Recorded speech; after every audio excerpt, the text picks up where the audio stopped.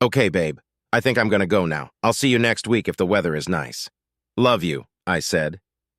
It was indeed a beautiful day. 24 degrees, sunny, and a light southern breeze.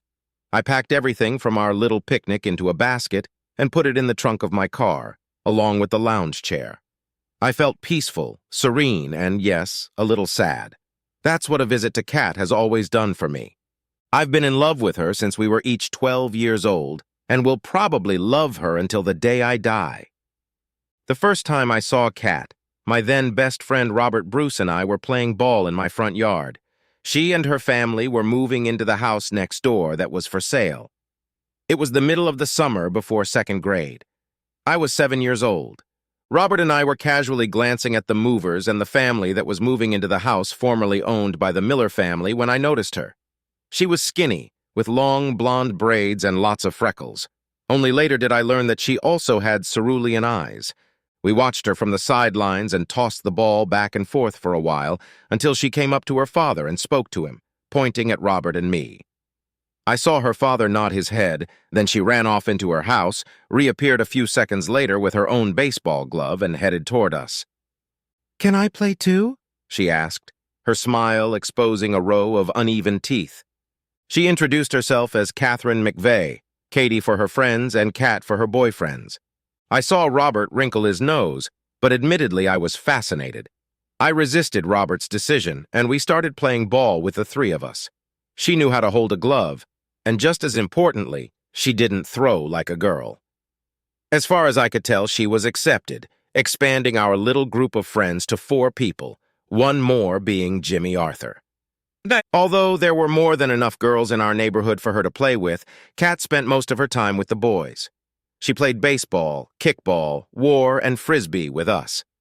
I didn't see her spend much time with the girls, especially when the girls were playing dolls or dress-up. Gradually, Kat overtook Robert as my best friend. If I could only invite one friend to go somewhere with my family, I chose Kat. If I could stay overnight with one friend, I chose Kat. Kat's family was Catholic, but that didn't matter until she was confirmed when she turned 12. Confirmation is a very important event for religious Catholics, and there is usually a big party afterward. Like most of the girls being confirmed that day, Kat was wearing a white dress and white tights. Very unusually for her, her hair was loose. She'd had her braces removed from her teeth 2 weeks before, and she'd had a little makeup done. I was confused.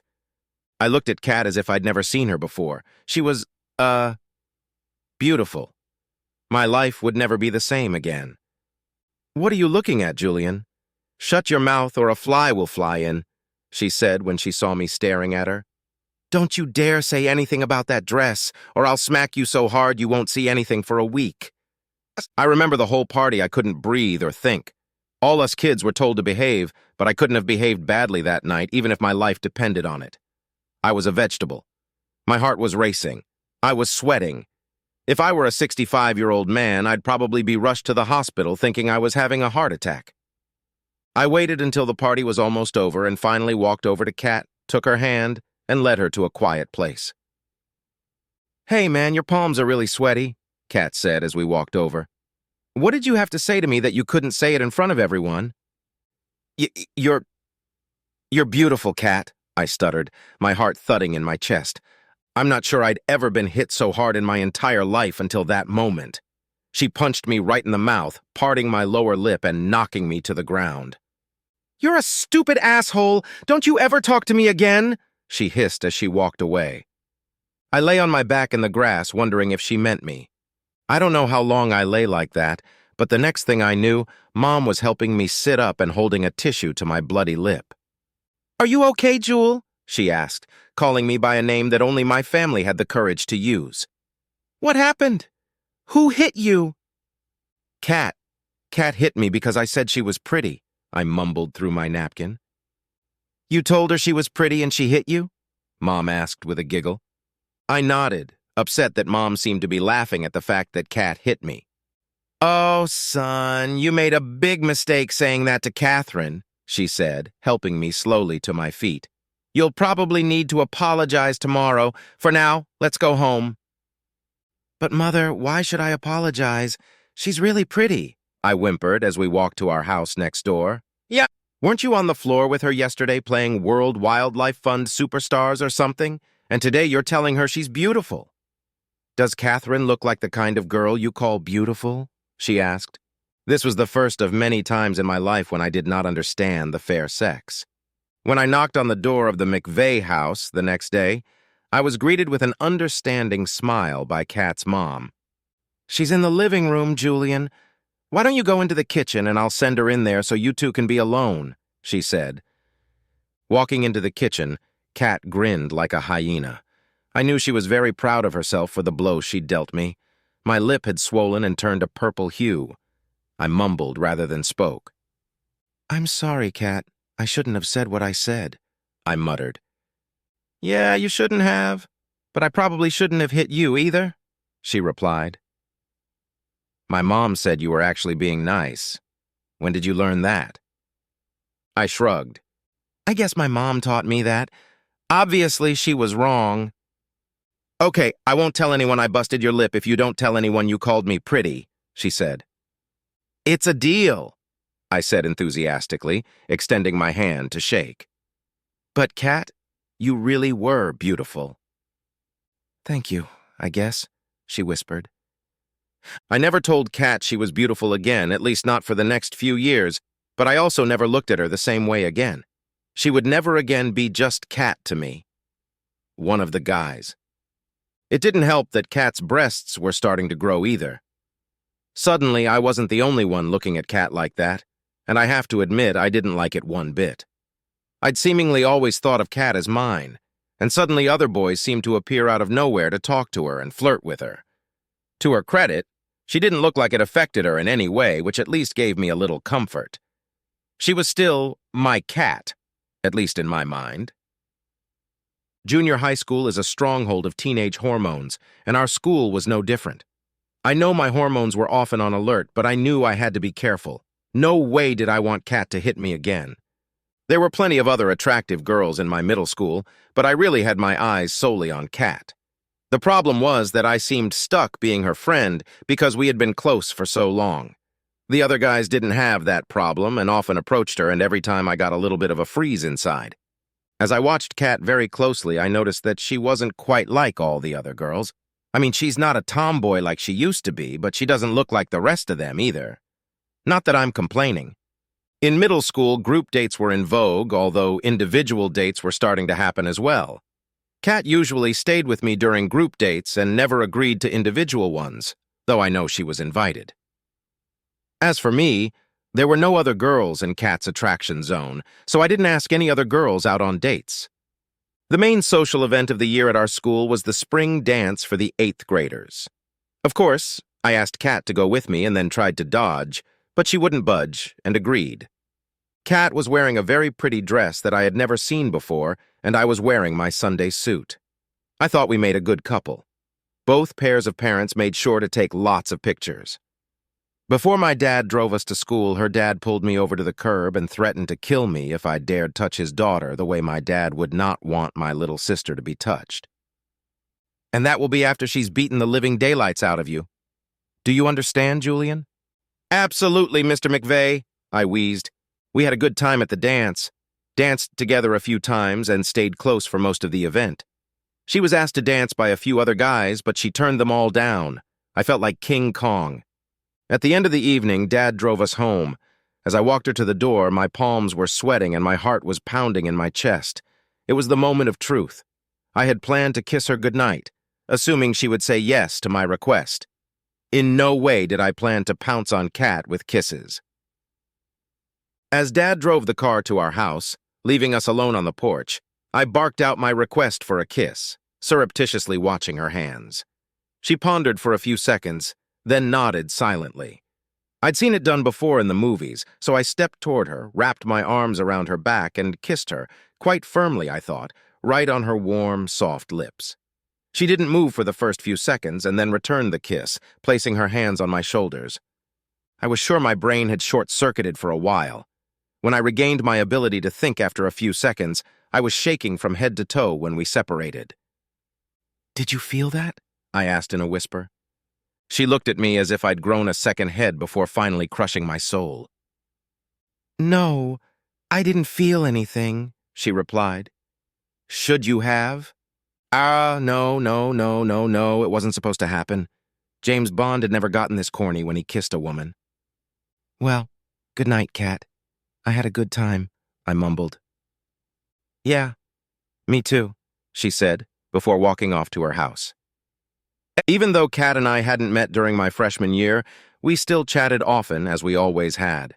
After all, she was still my best friend. However, now spent more time than before with other girls.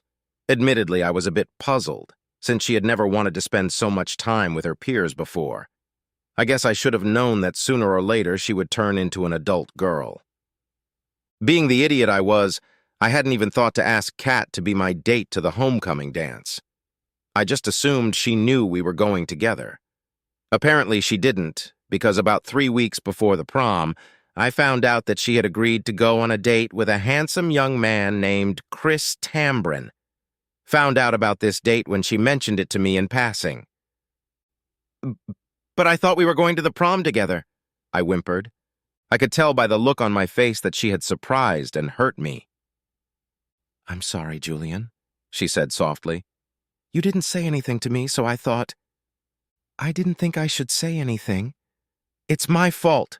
You know what the word assume means," I said. "I hope you have a good time." The walk to school the next morning began very quietly as Robert, Jimmy, Kat, and I traveled the half-mile distance to school. No one said anything until Robert asked if he and his date, Allie Forst, could ride to the prom with Kat and me. We looked at each other for a moment before Kat finally answered. We're not going to prom together. Chris Tambrin asked me to go with him." And I said yes, Kat said. "Oh," Jimmy said, and let out a low whistle. Robert patted me on the shoulder, and we continued on our way in silence. For the first time in my life, there was a rift in my relationship with Kat. For the next few weeks, we barely spoke to each other as she began spending almost all of her time with her girlfriends. 2 weeks before prom, my mom asked if I should take my suit to the dry cleaners. I realized why she was asking. I hadn't told her about Kat and Chris Tambrin. When I did, she stood there for a few seconds with her mouth hanging open. "I'm sorry, Jules," she said quietly. "I take it you're not going with anyone?" "Yeah," I wheezed back. I tried to pretend I didn't care when I saw Chris drive up to Kat's house to pick her up on dance night, but Mom and Dad weren't buying it. Chris is a handsome, good-looking blonde former starting point guard on our basketball team. He's 5'8", weighs 84, and has blue eyes. All the girls at school talked for 2 weeks about how lucky Kat was. Jimmy and I spent all night dancing at the bowling alley. Spent a fortune for 2 kids, playing 10 games each and eating 1 pizza for 2 in the gym. I was so out of my depth that Jimmy beat me in the overall score for the first time in his life. At least one of us had a good time. Kat and I spent the better part of 2 weeks avoiding each other. I don't know about her, but I was miserable. I didn't know how to get out of the impasse, though I wasn't sure I should care. 2 days later, I was sitting in my room staring at the ceiling when my mom brought Kat in. "Someone needs to talk to you, Jewel, and you need to listen," Mom said. I guess it was Mom and Kat who talked first.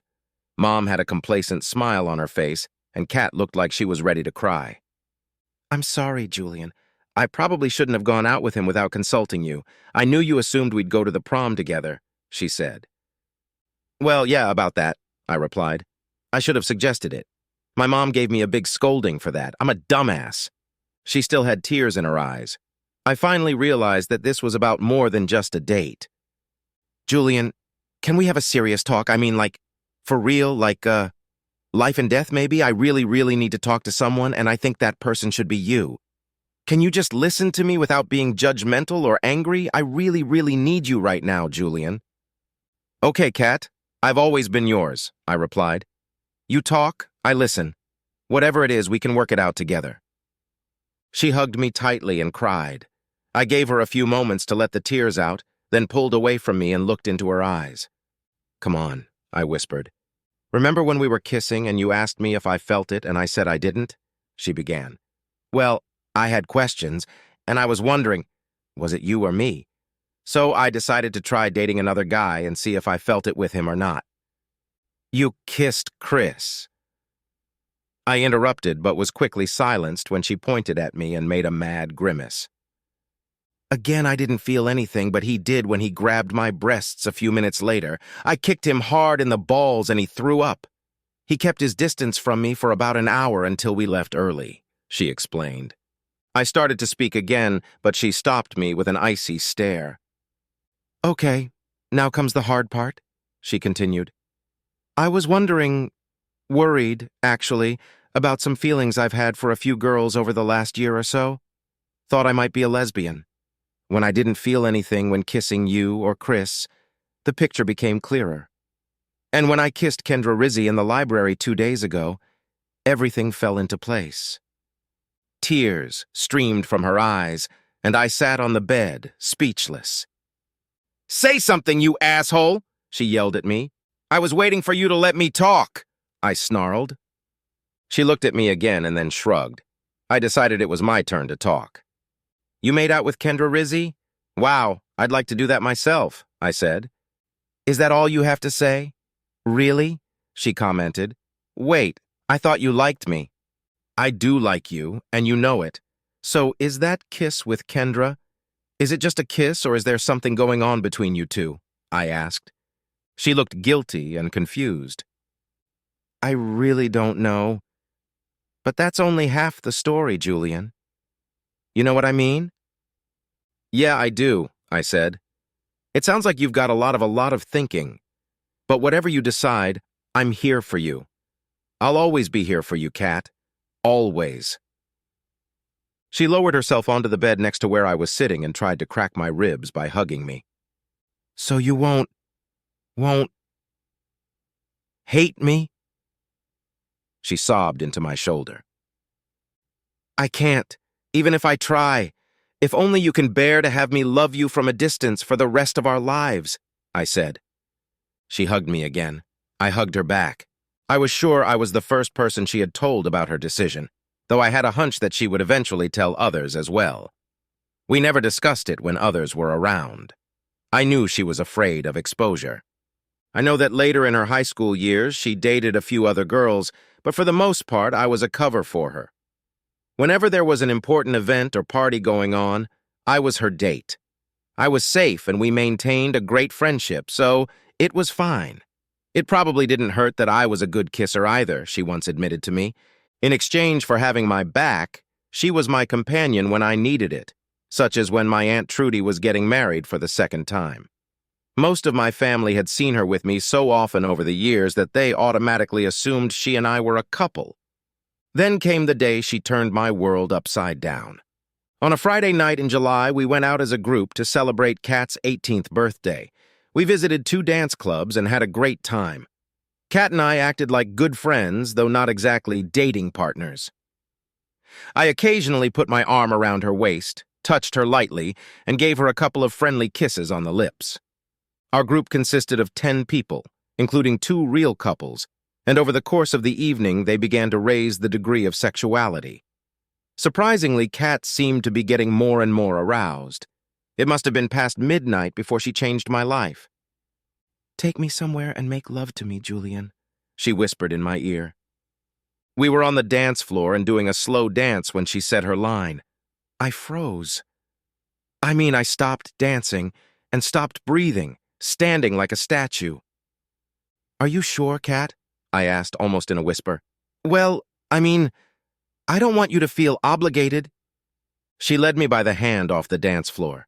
As we passed our table, she told Becky Hansen that some of the people sitting there would have to find their own way home. Really? She asked. Kat nodded silently. Both girls exchanged smirks. Then Kat led me to the car. I'm confused, Kat, I said, getting behind the wheel. I really want this, but only if you want it as much as I do. What's going on, baby? We can't talk about this right now, Julian. I'm going through something right now, and I don't want to lose that feeling. Do you trust me? She asked. Always. Of course, I replied. I didn't know where we could go, but I knew one neighborhood, located in a cul-de-sac on the north side of town. We were there in 20 minutes. "Back seat now," was all she said. We got in the back seat, and she immediately pressed her face against me, kissing me frantically. We spent the next few minutes exploring each other's tonsils with our tongues before pulling our faces apart. "Take off my clothes. Strip me naked, Julian, then do it, but start easy. I'm still a virgin," she said. "So am I said quietly. It was probably too dark for her to see me blush, but I saw her eyes glaze over with lust before a look of surprise appeared on her face. "Really? I would have thought a handsome guy like you—" "I was waiting for the right girl," I interrupted. "And it's me, despite what you know?" she asked. "Well, you're here," I said, smiling radiantly, and my heart thumped in my chest. "Yes, now kiss me and take your time," she said. Neither of us thought about foreplay. I don't know how long we made love or how long our finishes lasted. All I know is that I came a few minutes later when we were both lying on the seat, my body half lying on top of hers, and we were both breathing heavily. It was several minutes before either of us spoke. "Wow, shit, wow," I muttered. "Yeah, right," she replied. "What was that?" I asked. There was silence for a few long minutes, punctuated only by the sounds of us kissing. "What if I'm wrong, Julian? What if I'm not a lesbian? How am I supposed to find out unless I try to take the road less traveled?" she said. "Anyway, I wanted you to be the first. You're my best friend. You've always been my best friend. I can't imagine a time when you'll stop being my best friend." "Thank you," she added, not paying attention to me. I smirked back. We went to college in the same state, about an hour apart, and being out of the public eye, Kat finally felt free and, she said, was openly dating other women. She showed me pictures of several of her partners, and I had to admit that she had excellent taste in women. I joked that I should ask her to find me a woman who wasn't a lesbian, since she had such good taste. "Don't be a jerk. Find your own hotties, Romeo," she said. We talked at least a couple times a week. Usually they were just friendly conversations, but sometimes we got into more personal topics. Both of us could ask each other questions about sex that we couldn't ask anyone else. It was kind of like being able to get insider information. In addition, we could be frank with each other. Although I realized that college was the first time Kat was able to really engage in homosexuality, I didn't want her to let her life go down the drain and get into trouble. I didn't want her to become a slut, even if she did play for the other team. I cared about her too much to let that happen. "Be careful, Kat. Keep your eyes open. I realize I'm starting to sound like your parents, but only because I care, baby," I said once, turning to her. "It doesn't make any difference who you date, men or women. A whore is still a whore." "Yes, Mom," she answered me defiantly. Kat's parents were stunned when she finally opened up to them over Christmas break her freshman year. To me, she said she was going to tell them the first night after she got back. The next day, her mom called me and asked if I could come over to talk to her and her husband. I had known them forever. They were practically second parents to me. How could I say no to them? "Why didn't you tell us, Julian?" was the first question I was asked when I met them. "You're practically family. How could you not tell us?" Mrs. McVeigh asked. "It's not for me to tell you, and I love Kat too much to go behind her back," I replied. "It was up to her to finally tell you. My job is to support her and watch her back." "I always thought you two would be together someday. I always thought you had something," her mother said. "We were always best friends, but in high school she told me she thought she was gay. I was crushed at first, but then I realized that she could be who she was. I will love her forever, and she knows it. It must have hurt me when she told me we would never be together that way, but at the same time it didn't hurt as much as if there was another guy there," I said. "So it's a date. Was really just an act?" Dad asked. "Both of you, and I didn't think her parents needed to know everything, so I just told them what I thought they needed to know. I helped by covering for her on dates, and she paid me back by being my date to certain events. I love her, always have and always will. I will always have her back no matter what," I said. "That's all we can ask for, Julian." "Thank you," her father said. Throughout college, I went on dates from time to time. I wasn't a monk, but I wasn't looking for a date. Casual hookups were more than enough for me. Kat, on the other hand, by her own admission, dated a lot. I guess she was making up for lost time. In the early fall of her senior year, I arrived at Kat's apartment to visit her over Labor Day weekend. She lived with 2 other girls in a 2-bedroom apartment, and no one objected to me sleeping on the floor of Kat's room, or rather, no one minded until her roommates met me, after which they both offered to share their beds. Kat didn't find it as funny as they did. I blushed appropriately, though I was sure the taller of her 2 roommates, Alicia, was being completely serious. "Back off, ladies. He's my best friend," Kat said.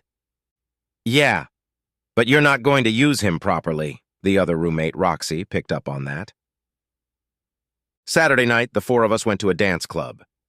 I had fun dancing with all 3 women taking turns. I was on the dance floor with Alicia when I saw Kat heading toward the dance floor with a 6-foot-tall goddess with reddish blonde hair, bright green eyes, and legs from her ears. Shit. Kat remained on the floor even after Alicia and I returned to our table with Roxy. Roxy was sitting there with a Cheshire cat grin, watching Kat and the goddess. "Would you look at that? The most beautiful woman in this whole place walks up to Kat and drags her to the floor.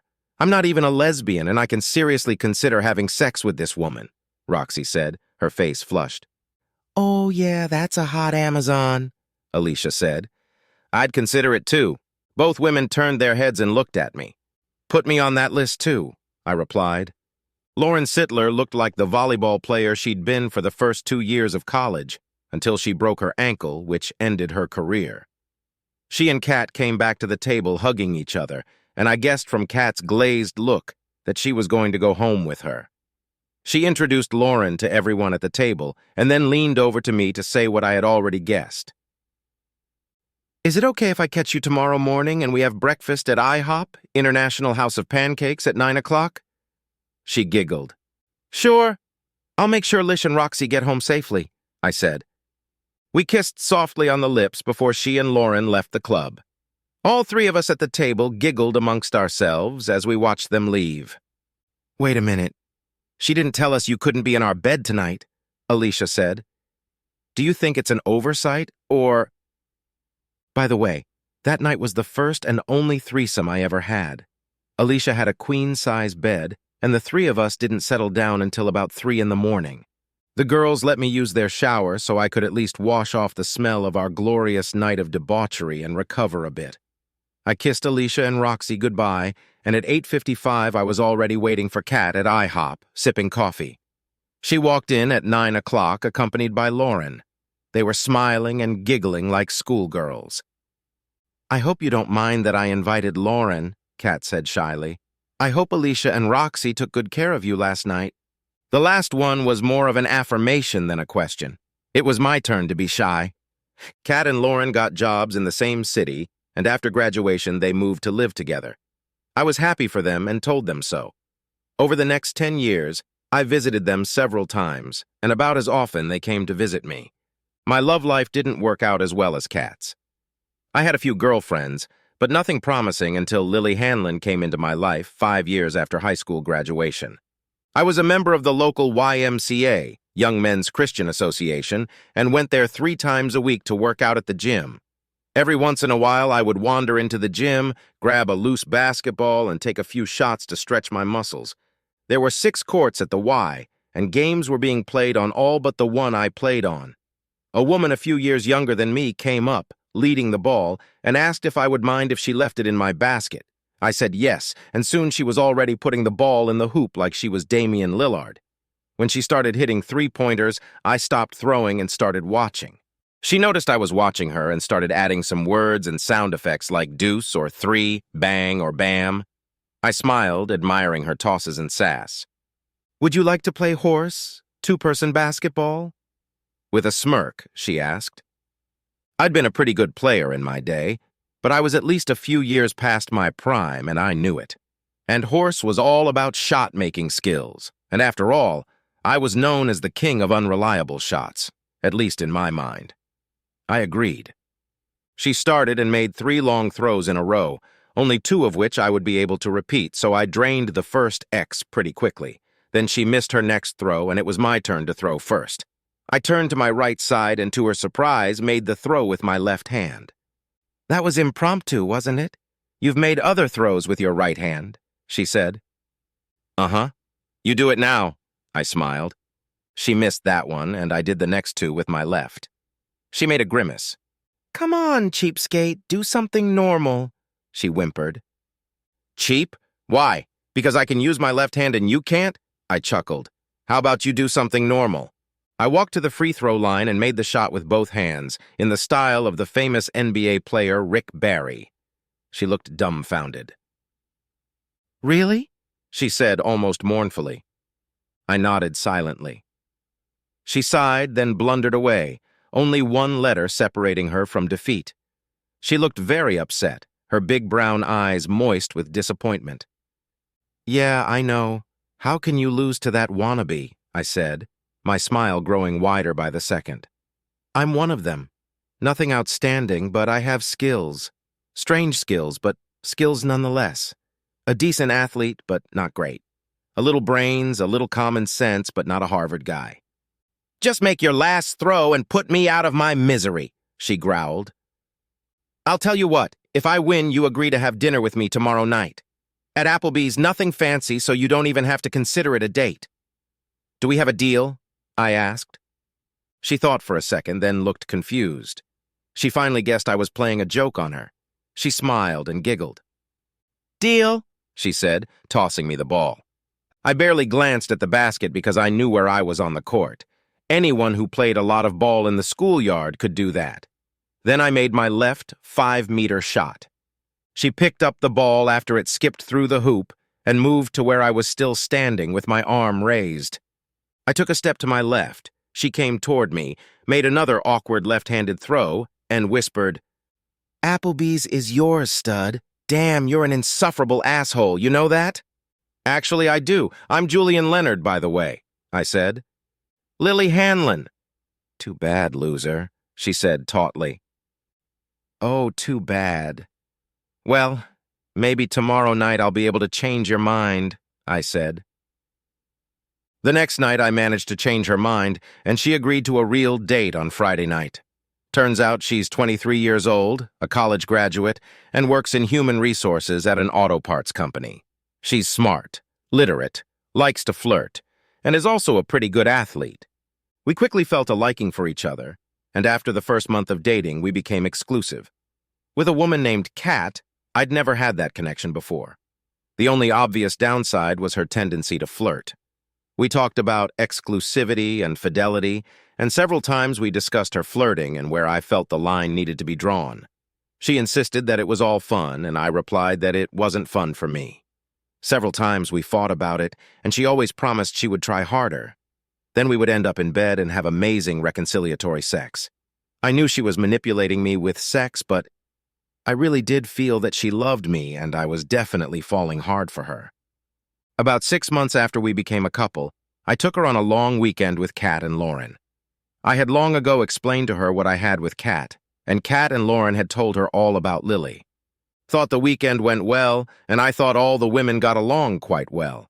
What's more, several times when I entered the room, the conversation between them would stop and the giggling would start.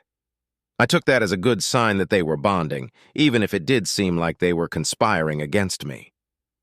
Kat was expecting my call when she answered on Monday night after our weekend get-together.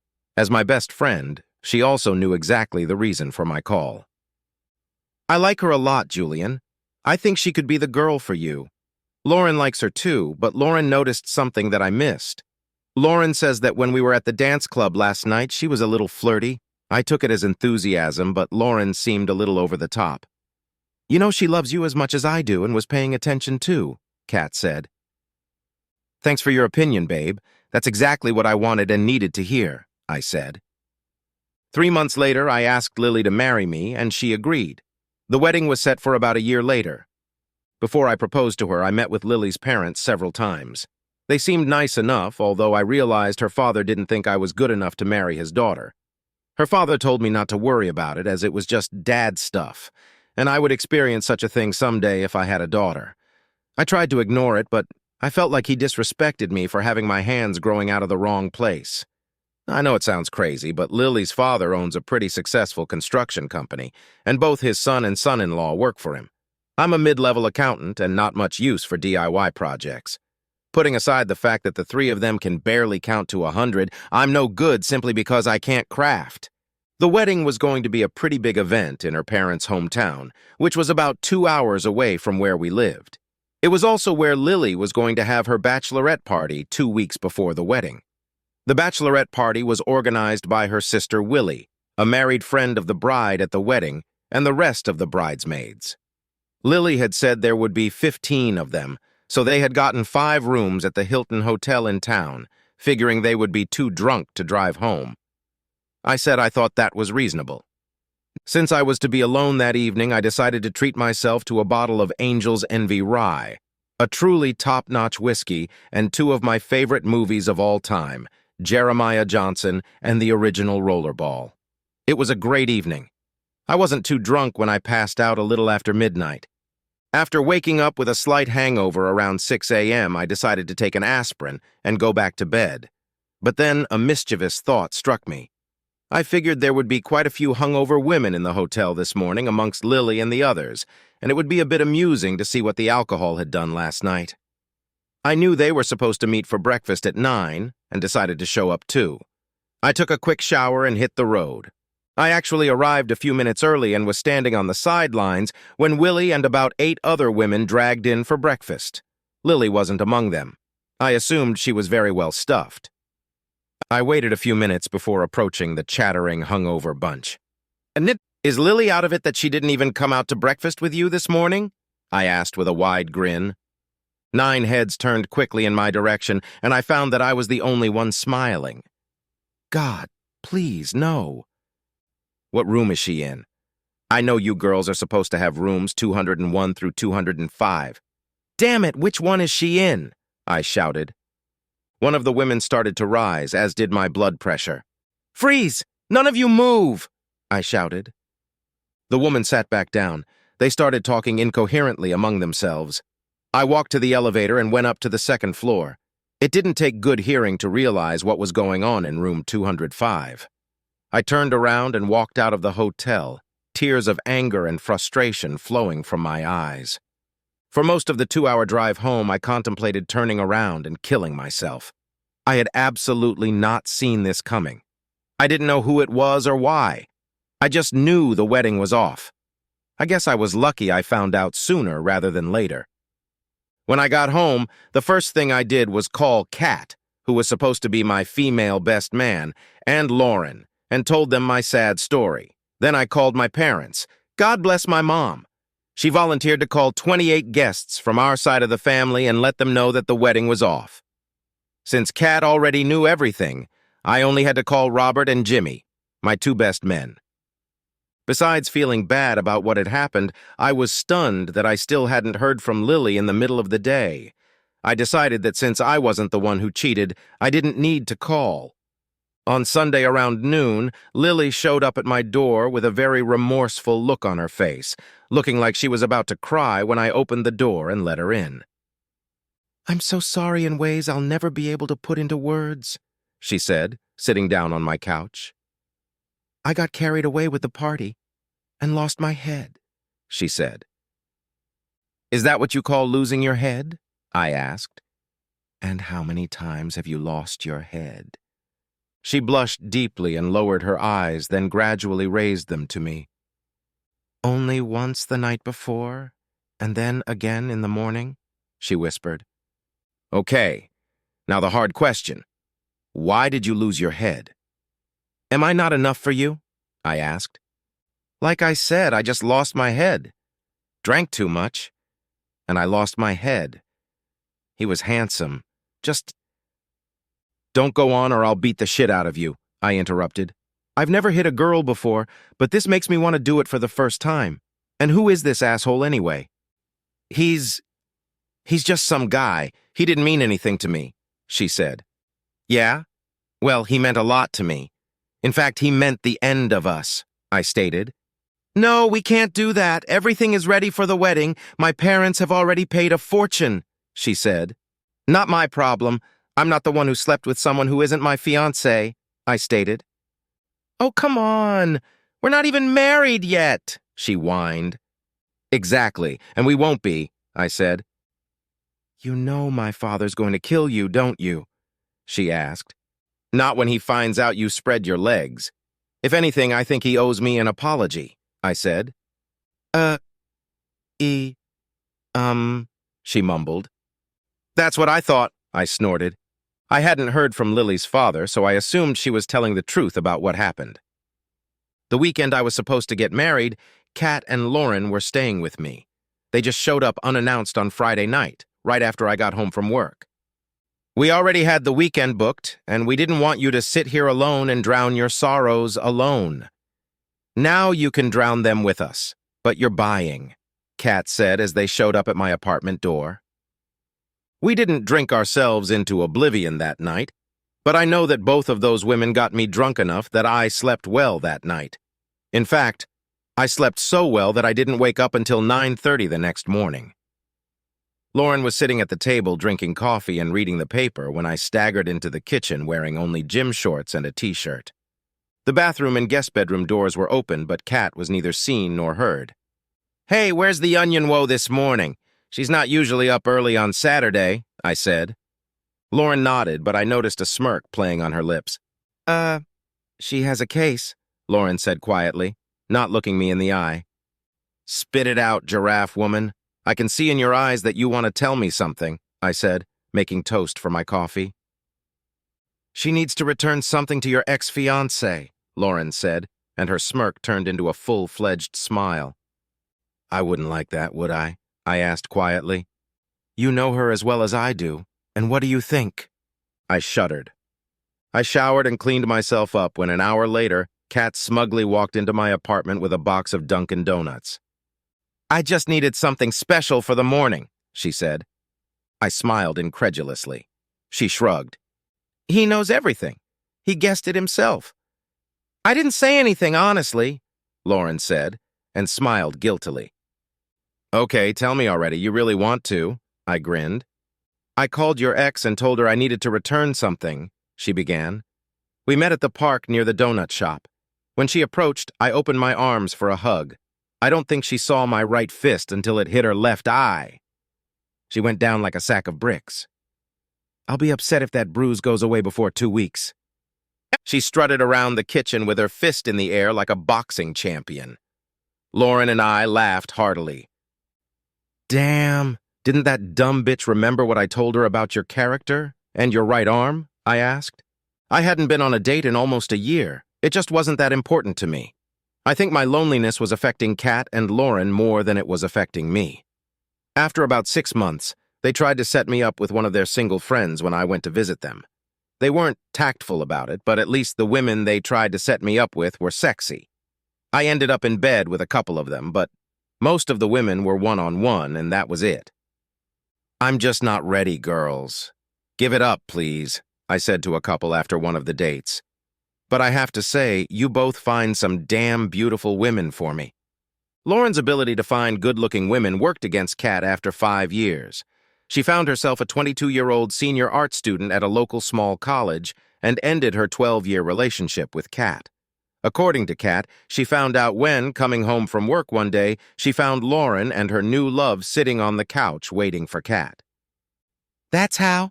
Just like that? Kat asked the duo. Apparently, Lauren's new favorite was very excitable, and at one point in the discussion, she jumped up from the couch and quickly walked over to Kat. Lauren couldn't stop her in time, and 2 punches later, the girl's nose was broken, her lips smashed, and she was lying on the floor. Did you have to hit her, Kat? Lauren screamed. I don't know, but I wanted to, Kat replied. You could have warned her, bitch. Kat laughed through her tears as she told me the story over the phone. I'm sorry, baby. From a distance, it seemed like everything was fine between you two, I said. You know, I bet someday in the future, when they finally allow same-sex marriage, they'll find out that the divorce rate among same-sex couples will be just as high as among hetero couples, Kat said. I don't doubt that for a minute, I agreed.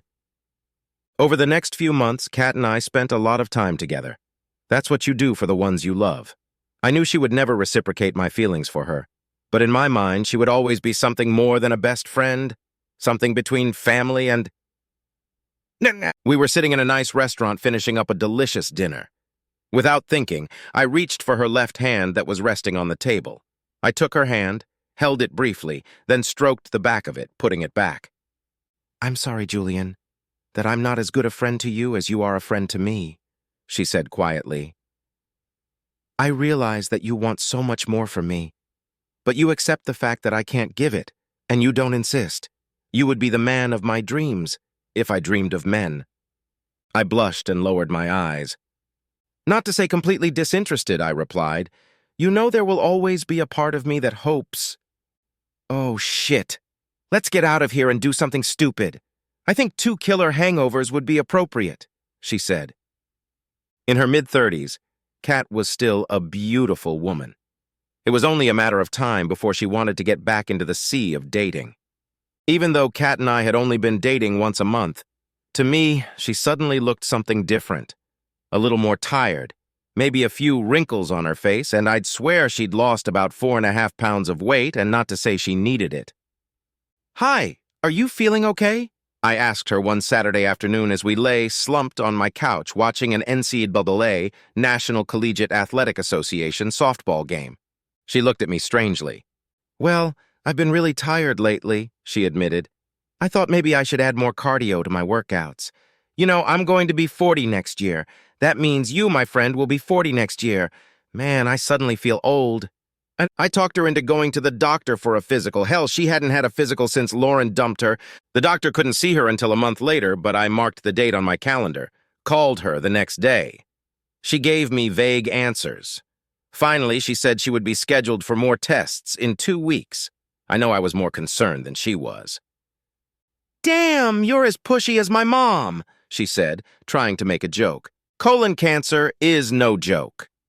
Doctors noted that since the cancer was detected fairly early, the chances of beating it were high, although they said it might not be easy.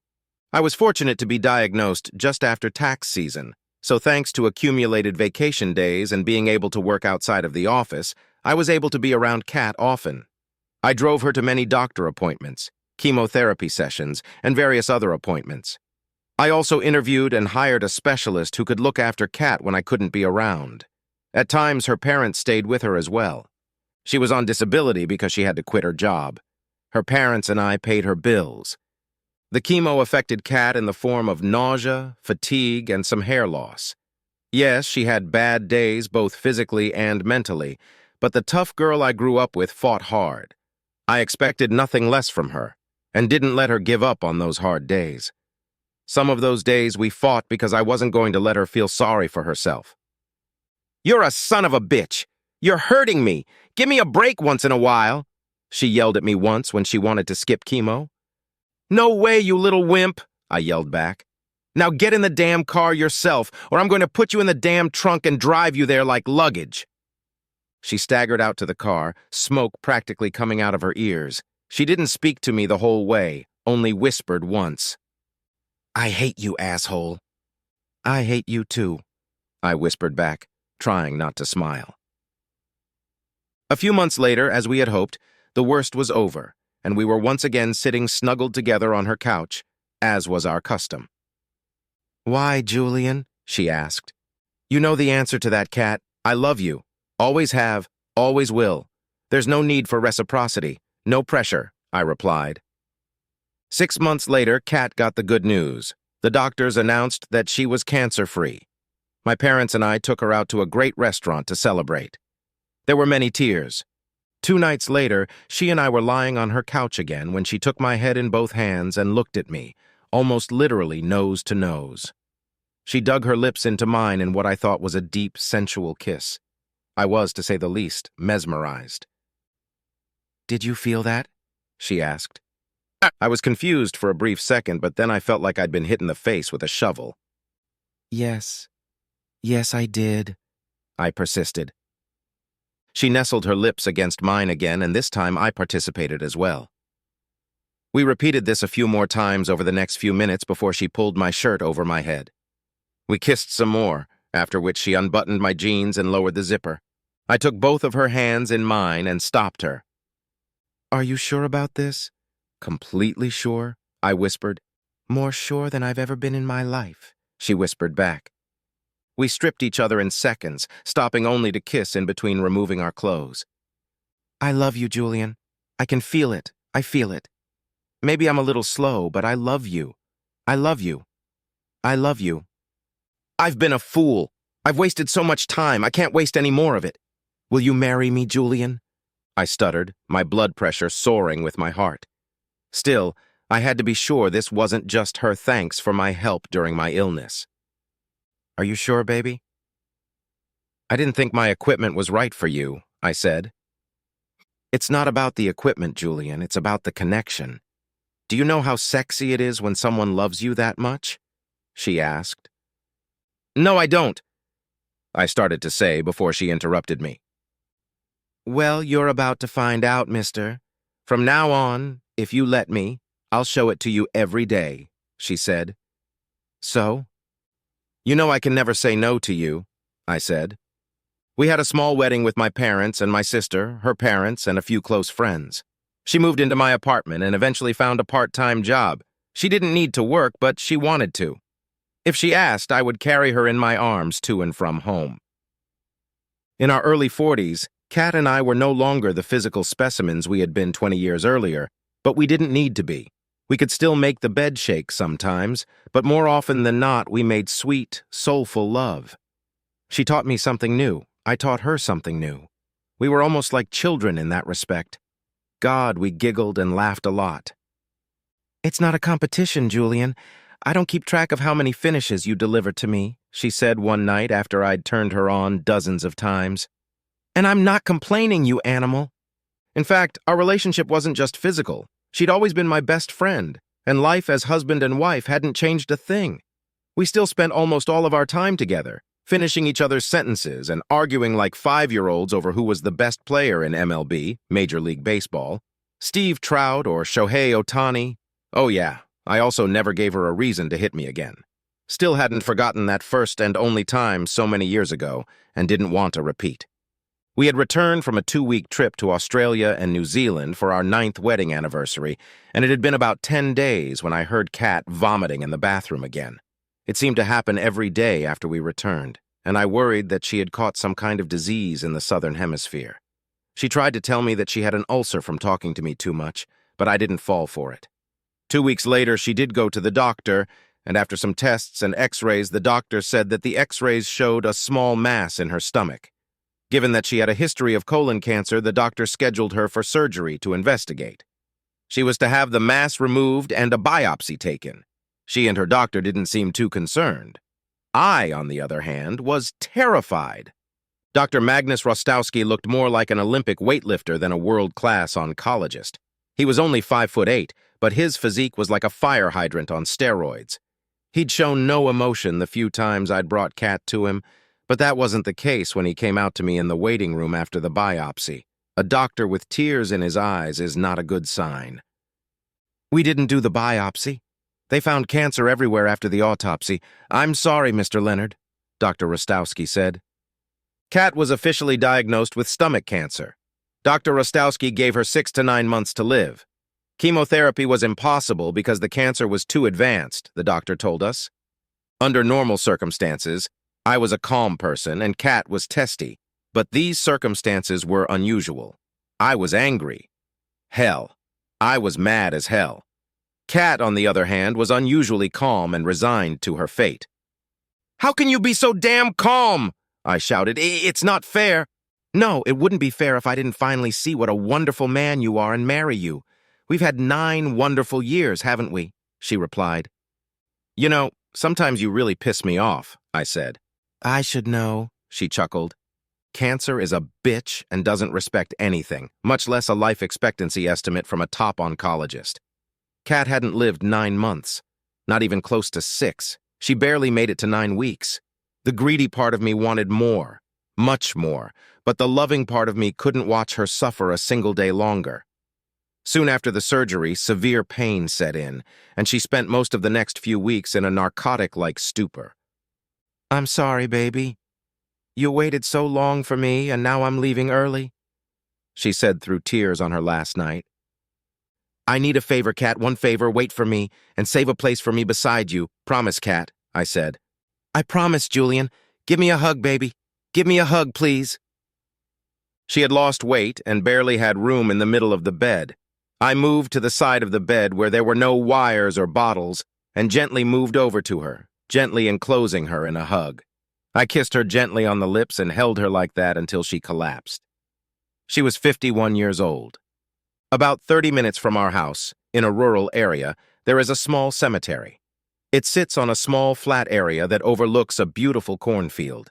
An oak tree grows on the side of it, giving shade to Kat's grave in the early afternoon, while the field below is flooded with bright sunlight.